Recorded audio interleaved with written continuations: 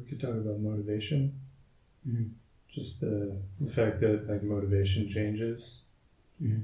Kind of starting, you approach the Dhamma with like this fanatical attitude, the same way you would get really into any other worldly activity, and you take on the precepts, you start training in it, and you actually start trying to undo the tendency that is behind that motivation for things. So then you find yourself like still focusing on your virtue and your conduct, but then that attitude of like, or like where it's like, but am I actually thinking about it? Like it's not I'm not passionate about it like I should be. Then also I should give up passion. So you mean like you feeling that you don't have enough motivation compared to when you started out, like, or that it might feel that way. Yeah. Like compared to what you were used to as motivation. Well, yeah, like because also like the idea that you might need to replace it. But the only motivation that you know is not actually very helpful.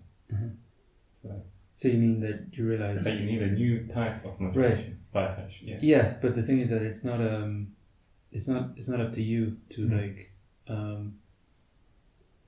to replace it with something else. It's when precisely if you take on the virtue, you keep the precepts, and then the motivation that existed on account of your sensual activities, which is really that like what you said, that kind of passionate, almost obsessive impulse, that's going to have to fade because that depended on the type of activities that are against the precepts.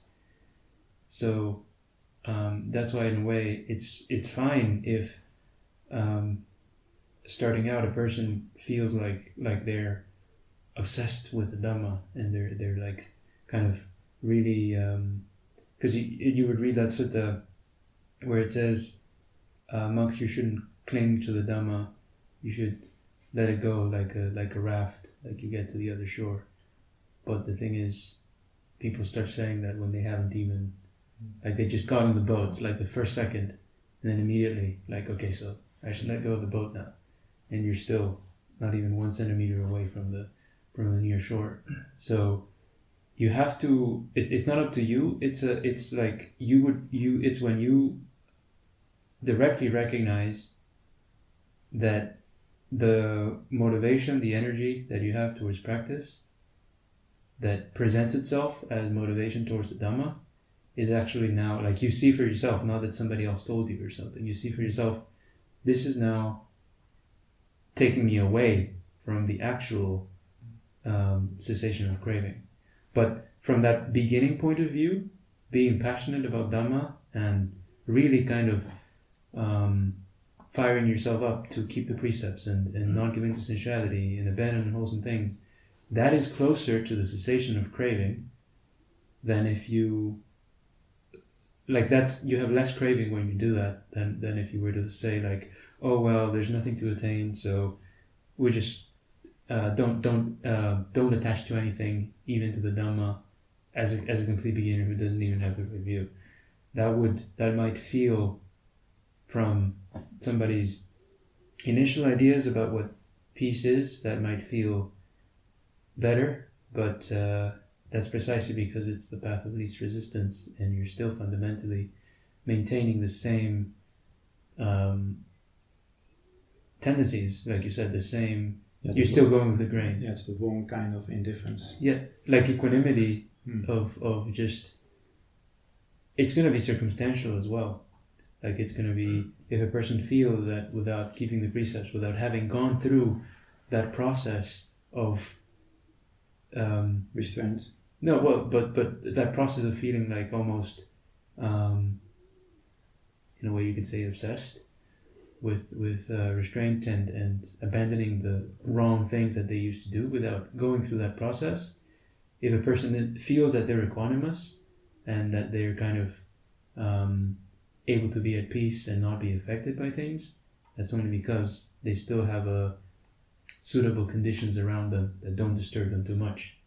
The only way that you would be actually equanimous and unmoved by things, not based on circumstances, not based on comforts, not based on what the Buddha called the pleasures of the household life, which are not limited to lay people.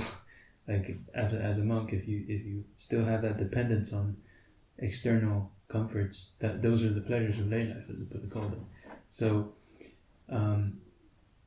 it's only through going through that training that initially might feel unpleasant, or it might even feel, the mind might even try to convince you that it's wrong, because you shouldn't be like so caring so much about something. But it's like, okay, well, you have cancer. You can choose to not really care and live and enjoy each day as it passes, and not really worry about what's going to happen, the fact that you have a terminal illness that might kill you at any moment. Or you can really see the fact of having cancer as a problem, and for the time being, let's say, be in a state of more agitation, but actually be doing something that might save your life, instead of just letting go in that kind of very early, premature way.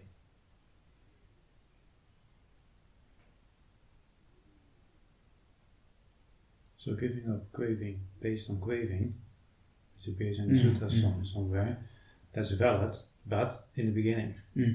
And then then based on that, you at some point you realize, wait, it's actually because of this same craving that I now recognize as the origin of suffering. Then it doesn't apply anymore. Yeah, but then that has to happen on its own. Like not that you start like second guessing yourself, like, oh, maybe my effort is no. It's if that's what you feel effort is, if that's what is the direction of effort that you know, well, that's the least wrong thing for you to do at that time. And then only when it becomes apparent why it's inaccurate, then you'll be able to upgrade it. Yeah. Otherwise, you're just acting out of a sense of duty or a sense of external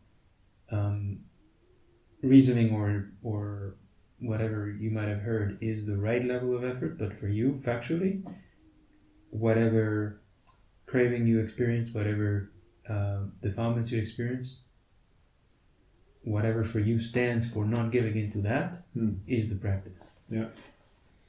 Yeah, so it is by understanding what craving is that all of that undergoes a change. But you cannot now say, oh, it's time for me now to start abandoning that craving which I originally had, because you will be making that choice based on some craving which you then don't see. Yeah, and you would also be going back to things that you should have given up. Because that's usually what it means to say, like, oh, I'm going to relax. When you're too loose, you've not actually reached the right level of tightness, and you start loosening. What it usually means is, you go back to things that are actually obstructions. So it's more like everybody starts out too loose. Like it's there's no way around it. You have to tighten it up. You have to take on that, again, even if it feels painful, that determination to not act out, give up unwholesome states, purify your mind, and inevitably that will result in going, let's say, farther than where the middle way is. But then when you reach that point and you feel like you actually see, like, oh wait, why am I winding myself up unnecessarily? Like, past this point, there's already nothing unwholesome. So why am I constantly kind of trying to push things away farther than that? It's not necessary. So then you realize, okay, so this is where I need to stay. Instead of here, you move back here, which means you're still keeping the precepts, you're still restraining your senses, you're still restraining your speech, but you're not finding problems with everything and nothing. You're not saying like. No, it's based on something internal. No? Sorry? Yeah, it's now that's going to be based on something internal because you have that direct recognition of these mental states that were driving you to go too far. Yes. And you see, oh, that was the problem. It's not the external. Like what you're actually doing, really. Yeah, it's not even the external level of renunciation because in some suttas the Buddha would talk about how and monks in general like doing ascetic practices, and he would say like for some people that would be their way of practicing the middle way. In other words, it would not be excessive asceticism because it's not based on the external activities that you're doing. It's whether internally you were just pushing with that sense of duty towards these external ideals of renunciation, or whether you actually see the mind, you actually see its inclinations, and you're simply refraining from giving into that. You don't think in terms of, oh, I should do this every day, or I should never do that every day, apart from the precepts. You just think in terms of, is there greed? Is there aversion? Is there delusion? Do I act out of it or not? And then, yes, for some that might result in doing ascetic practices, but if you start doing these things, and you think that that's all that the practice is, just keep going as far as you can in that direction. Limit more, restrict more, abandon more on that external level. You're not even allowing that room to become aware that, oh wait, this is going too far now. So you're responding like the mind kind of shows its cards, so that you notice its desires, and then you are refraining from those desires rather than restraining something first to then get a reaction from the mind, like poking. Well, it could be both actually, depending. Yeah, the thing is, the like if you're already looking for where the mind is, that's already a step forward. Like usually that's not what happens. What happens is that you have these abstract notions that certain things are always rooted in craving.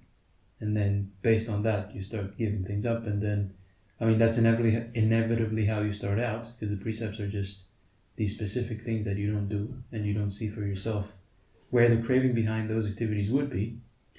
But at least if you were instructed rightly, you would be making the effort to see, oh, actually, this is about the mind. It's not about my mind specifically. So like, not even that for everyone the same things will be unwholesome. Again, apart from the precepts. For you, doing at that specific time, doing one thing could mean acting out of greed, acting out of aversion. For somebody else, it isn't. But then acting out of these external notions of what's right and what's wrong, you might even think, oh, look at him, he's being indulgent right now. Because you see it all on that level of like I always say, like almost like a list of things that you think are inappropriate and things that are appropriate.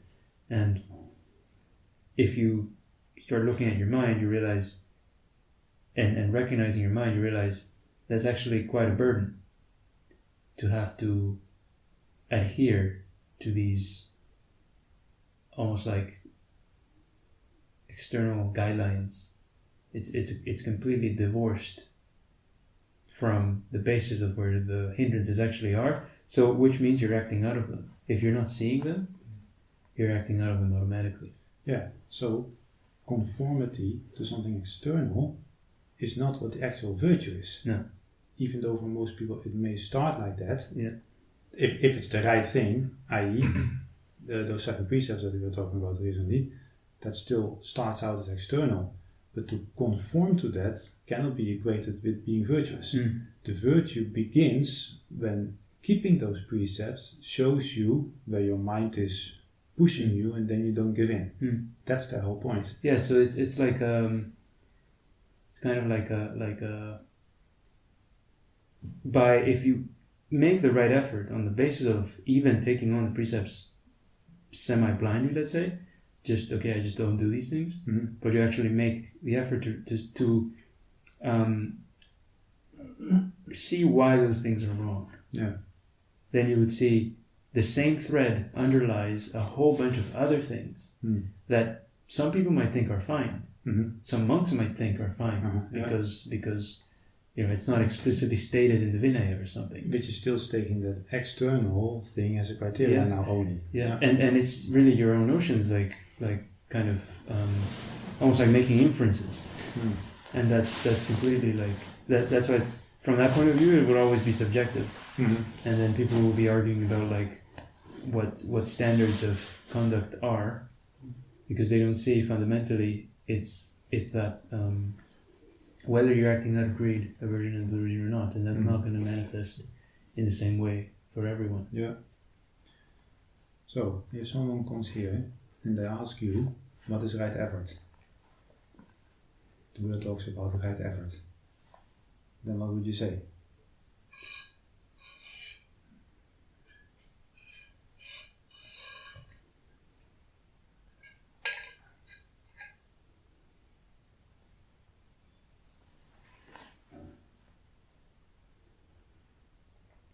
Is maintenance of the non-acting out based on seeing the mind when there's pull towards particular sense object. And how are you making sure that it is the actual mind that you are seeing? So when somebody comes here, they've been reading some book, Introduction to Buddhism, Right Noble Eightfold Path, right efforts, and prepared to make efforts. So can you please tell me what's right efforts? So you give that answer, which is not wrong, but can we assume that people immediately know what the mind is and what we mean by pressure, for example?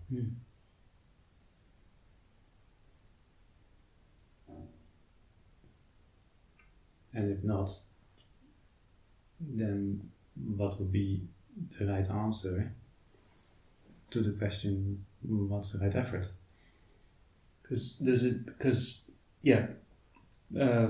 Realistically, what would usually happen is when the person starts to try to make effort, every thought is a pressure. It's going to feel like that. It's going to feel like everything is wrong. Well, everything that eating a meal can come out of pressure because I want to stay alive. Yeah. So from the beginning, if somebody is like serious, you started out by saying it might very well feel like they can't do anything. Yeah. Yeah. So, but that's now the symptom that you should see that, well, something's wrong, because if you follow that thread, the final outcome is you have to stop breathing. So because everything you would do would be like, oh, why am I breathing? Do I have you might ask a question like, why am I breathing? Do I have something to live for? To live for in this life? You realize, no, okay, so that means I'm acting out of craving. But that's obviously not how it works, because the Buddha was not a Jain. So what is the mind then? What does it mean for the mind to be affected by pressure and for you to be acting out of it? Which is indeed what determines right effort from wrong effort. So what you said is not wrong, but it's just that if that's the only thing we say, it will practically still probably not be right. Yeah, because mind can mean anything for people. Exactly, yeah. So I would first not focus on symptoms, on particular, from my point of view, precious particulars, objects, but only see rather this attitude of being labeled to pressure. Therefore, those symptoms, those particulars, wouldn't be there if this liability behind these particular symptoms would not be there. So what are the particular symptoms?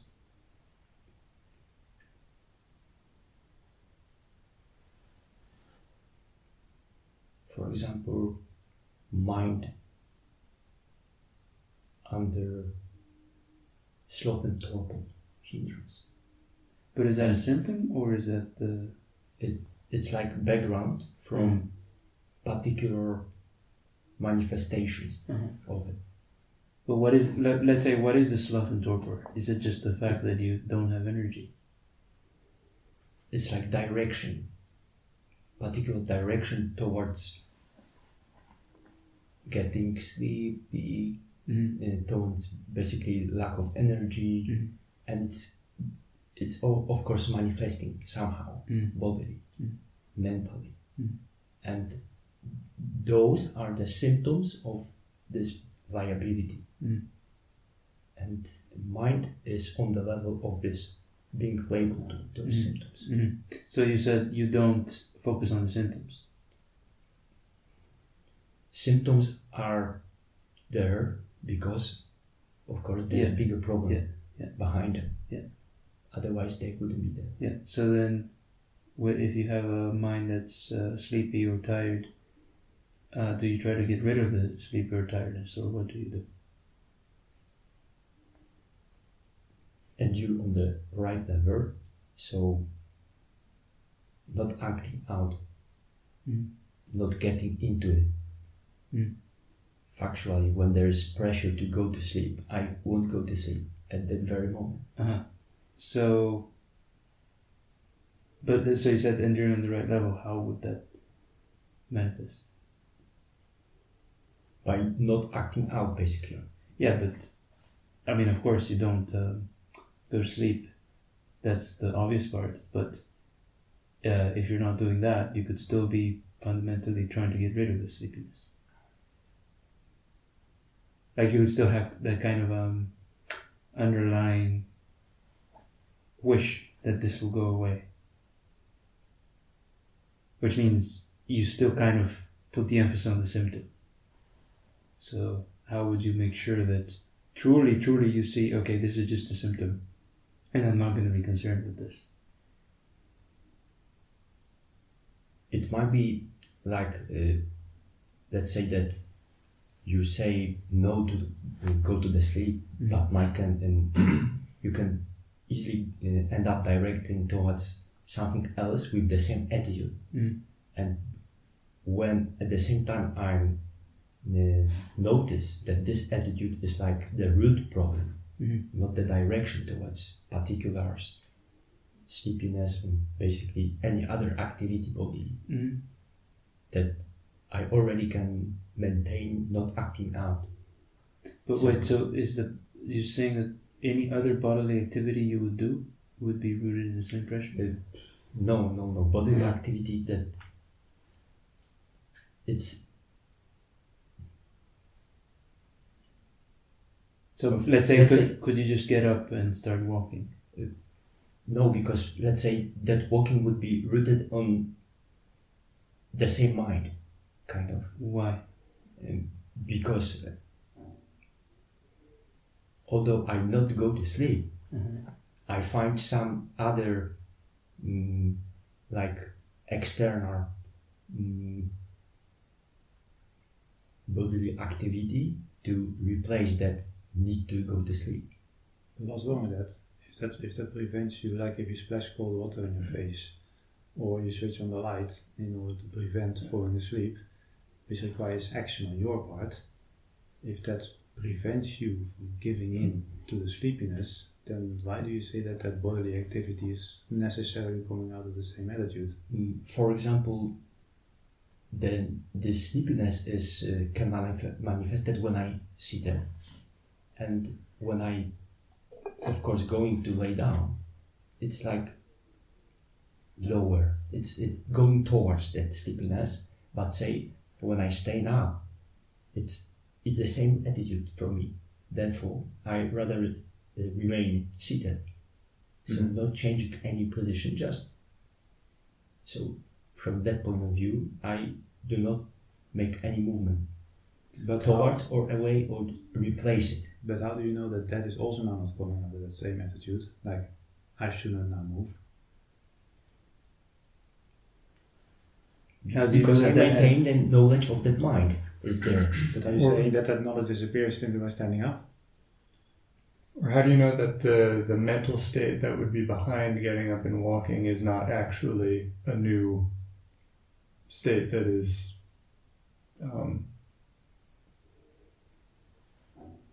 well, it's rooted specifically in not giving into the other state. Yeah, because it sounds like you're saying that if you got up, it would be rooted in the pressure, but the pressure is fundamentally mental, it's not. I don't want to say it wouldn't be, because I didn't do it basically. And at the moment when I realized that this pressure of going to the sleep is no longer there, it kind of energy manifested because of the knowledge that this mind is also no longer there. This pressure, this manifestation. Basically, this entire momentum at this very moment wasn't there anymore. But does that mean that then you need to get rid of it in order to have that energy? What I'm trying to say, I need to do anything rather than just realize that this state of mind is there and not going towards this direction. That's all what I need to do. Yeah, but the thing is that the thing of the decision to stay seated and not do anything, that can also be a form of action. Like, it's not that automatically because you don't get up. Like, you might still be doing that out of craving, and then whether the thing goes away or it stays, that's secondary, because fundamentally you're still maintaining yourself alive. Like, that would be the momentum. The momentum would be that when pressure arises, you can't put up with it. You can only be at peace, quote unquote, when it's not there.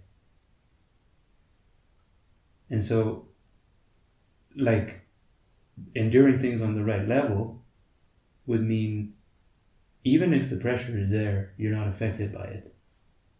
So that even if the mind is sleepy, you can, or the body is sleepy, whatever, you can distance yourself from it and see this has arisen on its own. Because, like, it's impossible to have a permanent state of energy. And even in the suttas it would say the basis for sloth and torpor is tiredness, sleepiness, sluggishness after the meal. But the hindrance of sloth and torpor is the wrong attention, ayoniso manasikara, that you would pay to the state of tiredness, drowsiness, and so on. So if you were to get up, but not with that, let's say, like you said, that attitude of expecting or hoping that the pressure of tiredness will go away, then that's the right level. That would be the right level. But if you think, I need to get this to go away somehow, whether by staying seated or getting up, fundamentally that is the problem. Like, the expectation or the hope to pretty much change something that wasn't yours to begin with. So, like, the peace that you want to discover and become established in is the peace of not being bothered by it in the first place, not the peace of, like, I get it to go away and then I'm fine.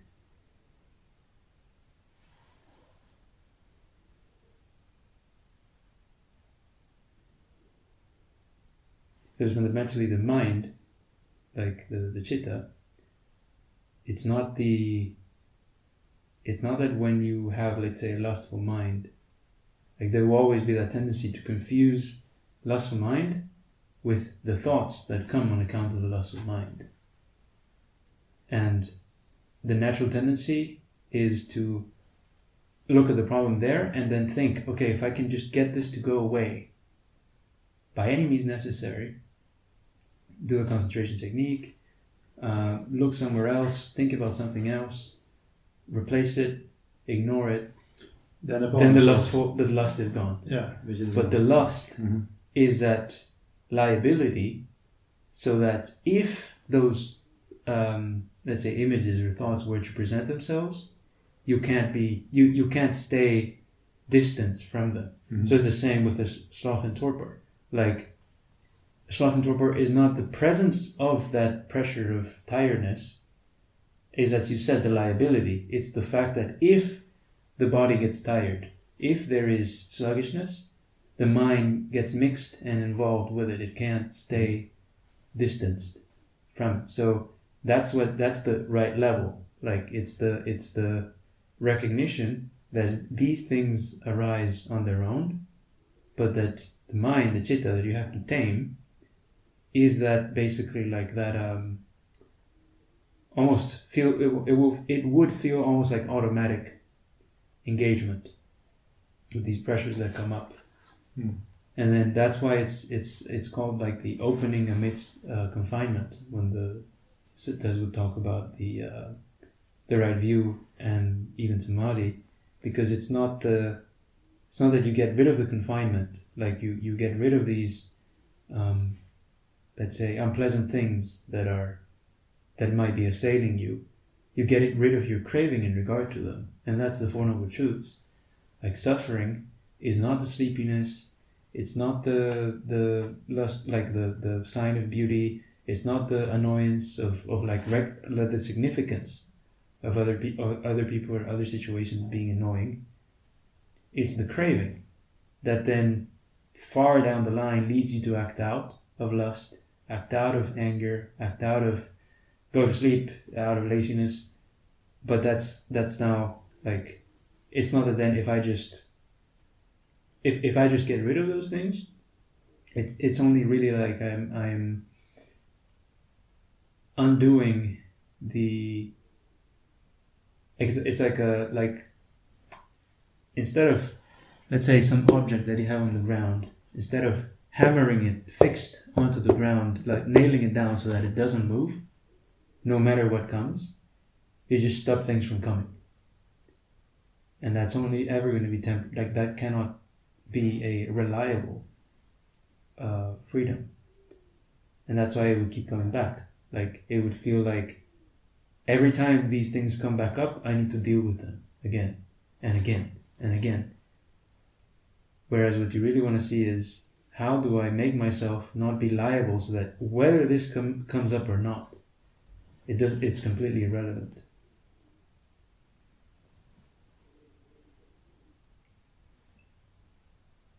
Yes, what I meant is rather the mere fact of this choice of not acting out.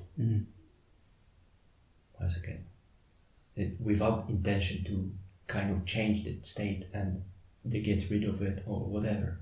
Just recognizing that at this particular time, at this particular occasion, there's not acting out. The choice of not giving. That's it. But does it need to go away? There wasn't that intention at all. But is there still like a sort of view or emphasis that if it doesn't go away, I haven't succeeded? Would you be able to see that if it stays there for 10 years, there's no problem? Or would you feel like, something's still missing?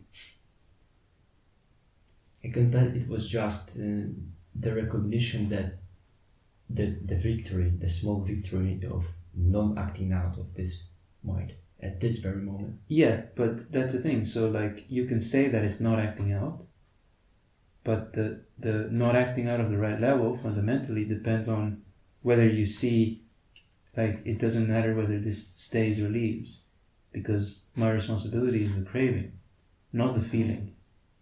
So even if it remains kind of assailing you for whatever amount of time, you need to reach that certainty that I'm safe here regardless of what comes up. Because then, like, see, if there's that at least that's what you said, it sounded to me like you were saying, oh, the victory came when the thing went away. No, this is not like that. So what is the victory then? The recognition of that state and not going to sleep as a remote, basically old habit of basically escaping of it. Could you surely then? What if there comes a point when you can go? You could go to sleep now.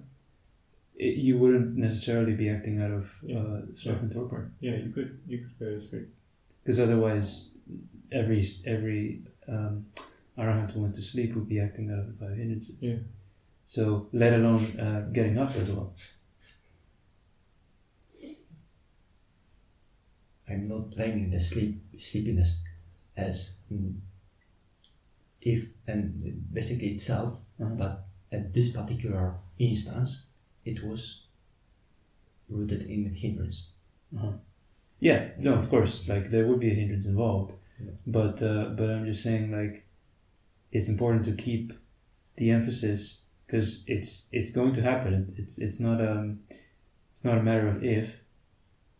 That kind of view will set back in that I am fine only when it goes away, and it's not something that you will kind of necessarily tell yourself. It's like to the extent that you feel any sense of vulnerability to suffering, is because to some extent there's still that desire or that expectation to control that which is impermanent. Like if that was clarified enough that actually isn't the problem, then you wouldn't even reach the point where the suffering comes up and then you need to kind of not act out and get it to go away.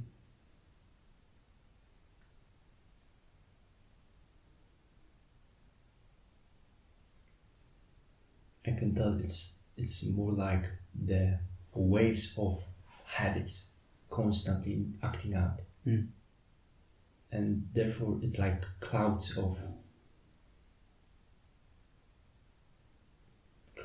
that are obstructing this knowledge that the mind is there, and it's like constant. This habit is like waves. Every time acting out, it basically it creates this motion of lack of knowledge what mind is there. But this particular event, it's like a reminder that not acting out equals freedom from suffering. So therefore it's like breaking the chain of automatic habits of the old habits of acting out. So but in what sense are they automatic? it's like basically constant choice of acting out. Constant choice of acting out. Yeah, choice. Basically, it's choice. But like, how can are you saying the choice happens by itself? No. Basically, it's right.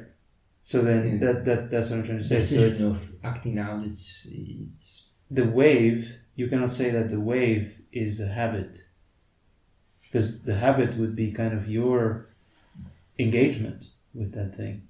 Rather, if any wave that might come, in and of itself, is not the issue. Habit of choosing acting out. Yeah. So the habit of choosing acting out, but the habit is on you, not on something else that comes by itself. Yeah. So that's like, the point is, it might sound like the same thing, but if there's that implication of like, I'm being almost like compromised or threatened by these things that come on their own, then that's not the right level. The right level means recognizing, actually, it doesn't matter what comes. I cannot be threatened except through my own choice. So that's what the. But then, if again, like, when there's that implication, it's usually not going to be recognized. It's something that you have to kind of not assume that just saying, okay, I just don't act out. You also have to investigate, because sometimes not acting out will not be the right level. Like, it won't be seen on the right level, basically. It will still have that implication of like, okay, I don't act out so that it goes away. And then the victory again, just repeats, it would have nothing to do with whether the thing went away or not. The victory would be just recognizing the level where you're not affected, no matter what comes up. And then, if you recognize that level, you would see that it doesn't matter whether you get up or stay seated, because that's not automatically what it means to act out. Like you yourself said, it's an attitude. So attitude is a mental decision. It's not like just simply because I stood up, it meant that I acted out of craving. Same as eating, even when you're hungry for that matter. Eating when you're hungry doesn't mean that you are acting out of craving. Like you have that reflection of, I will eat only for the sake of nourishing the body, not for the sake of entertainment. So in the same way, you could say, okay, I'll get up, not for the sake of fighting with the sleepiness. I'm fine if this stays for the next 20 years. But I will not do this because I want it to go away. And that little kind of implication is something that's up to you. It's not up to the action that you do. Of course, if you break the precepts, the implication will always be wrong. But putting that aside, you could do almost an endless amount of things, not with the underlying motivation or hope that's affected by craving. And that's how you would actually be free, not that you kind of need to constrict yourself more and more to do less and less things because you don't act out. No, like you recognize actually acting out is a mental choice. And then you realize like you have that huge range of things that won't be involving you with the danger. So attitude of acting out stands for craving. Yeah, if you put it that way. So it's like, but it's a mental emphasis. It's a mental direction. In this case, to again use that example of sleepiness, it's going to be that hope. Like you could even be saying, this has arisen on its own. This is impermanent. This is just a bodily state. I'm not going to be affected by it. I'm not going to be affected by it. And you're saying all that because at the back of your mind, still you are affected. You're affected, and you're taking it for granted and hoping for it to go away. So it will take drilling, because one thing is to hear that information and like it makes sense, but then again you could be saying that like, oh, okay, I'm gonna try to practice on the right level. I won't try to get rid of it because I heard that that's what I have to do. Still, that's not what that's not immediately the solution. The solution is when you actually see that full extent of craving, that full extent of the acting out, and you see, oh wait, actually, this doesn't happen by accident. This isn't just like, oh, it came by itself and it took over. It's like me overlooking that, you could say, attitude, inclination, tendency. Just not seeing it, taking it for granted. That's the habit. It's not like the habit is the specific, like going to sleep or doing this or doing that.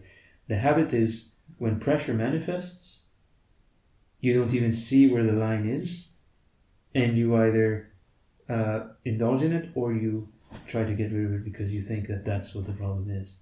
So that's a fundamental habit of ignorance, not like that the other things might just completely be neutral, like habits of specific things that you might be used to doing, but when like the habit of craving is on that much more subtle level of how you relate to pressure as such, as a general phenomenon, regardless of its particulars.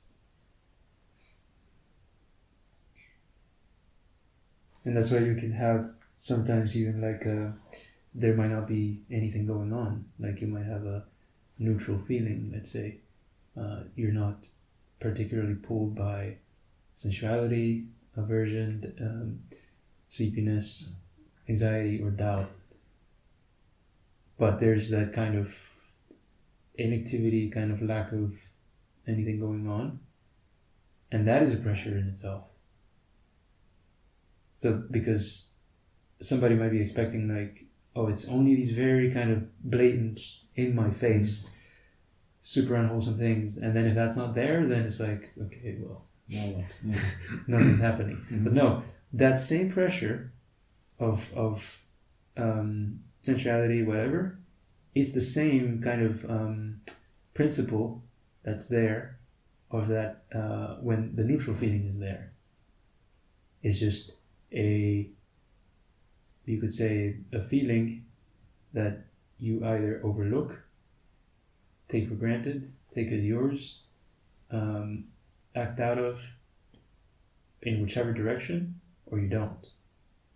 And that's why it said that if you know the neutral feeling, it's going to be pleasant. If you don't know it, it's going to be unpleasant. Yeah, but I would say that this is already somewhat of an accomplishment to factually even recognize a neutral feeling. Well, of course, yeah. You would have to already have not acted out of pretty much most of the hindrances. Like, yeah, because somebody can say, oh, there's these 3 kinds of feeling, and then they might designate all sorts of things in a daily life as neutral feeling, but that's overwhelmingly possibly wrong. Yeah. So that would hinge well not only on the virtue and restraint now, but also on seclusion in order to start recognizing these things. Yeah. And that's the other thing. Right. So back when we were asking about the right efforts, and you were talking about seeing the mind, like, are you going to see that outside of seclusion? If you are right always surrounded by people, then will that ever be clear?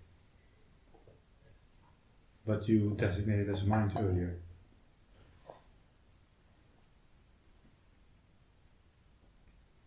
Because then if somebody asks what is right effort, we can say all of this, but if you not make it clear that they should put themselves in a situation of bodily seclusion, or at least have a fair amount of hours where you are just physically on your own, that's going to be a necessary condition in order to even see that mind. If you don't see that, then everything that we just discussed will remain abstract. Yeah, but even just more, I don't think most people are at the stage where what they need is actually seclusion. Like, you go to seclusion not without the foundation of the precepts well established, and it's not really going to lead to the right thing, because your acting out now is on a much more coarse level. Yeah, I was going to come to that, but I was actually walking backwards from what he is saying to the seclusion, and then the next step was actually going to be in order for you to hold that seclusion, where this neutral feeling, like boredom or perhaps some sense of loneliness or right, all of that, that's going to come up, and in order to now not be overwhelmed by that, it's going to be possible only if you already know how to deal with the more coarse acting out, which is on the level of the basic precepts now. There's just no way that you can begin to see, like, what does it mean for the mind to resist a neutral feeling if the full-on sensual pleasure and happiness, you immediately jump at it. Aversion, like, or unpleasant feeling when manifests, when people say things that you don't like, things that are unpleasant for you, you immediately react, try to kind of get them to not say that or tell them off or whatever. There's just no hope. Like, you're completely out there, and this stuff is like under the radar. You're not going to see it. Yeah, and you can also make a connection here, like, because it's in a sense easier to recognize that acting out of anger and ill will and hate speech, whether it's online or elsewhere, right? That all of that is unwholesome. So if you say to someone that it would be good if people, including yourself, to do less of that, then most people will agree. But what is often not seen is that if at the same time you still act out of the desire for sensuality, then that is just going to be a hollow statement. But why is that so? Because when there is a sensual impulse coming up, and you don't recognize that and you act out, there's basically no space between you and that mind. And if that space is not there, there's just a life of habitual sensual gratification, instant gratification, then when there's an unpleasant feeling, there's also going to be no space, and so there will be an immediate acting out, trying to get rid of the thing that you think is making you feel unpleasant. Yeah. And so the connection is that it is that same mind. So if somebody factually wants to bring about a situation where there is not going to be any acting out of ill will, suppose they have that intention, then that's good, and you should restrain acting out of that aversion and that annoyance and that hatred and so on. But you're going to be very quickly running into a wall if you do not simultaneously start also restraining sensual pleasures, and that is what not so many people are prepared to do. So that means that it is just a hollow statement to then only deal with the aversion and the ill will in isolation from the sensuality. Yeah, it's not necessarily that you will be acting out of aversion just because you give into sensuality, but you will fall into then the superficial management and psychotherapy techniques. So then you will not be, you may not be angry with other people, you will not be expressing your anger, but that internal kind of spark of the thing coming up in the first place, this discontent or this annoyance coming up in the first place, that's not going to change because like you said, it's maintained by the sensuality. Like you are bothered by things not going your way because you want things to go your way. Yeah. Because you're used to chasing your way. And that's precisely what desire and sensuality is. Yeah. So if you didn't have that, as we said before, you didn't have your way that you're chasing, then why would you be bothered when things don't go your way? Yeah.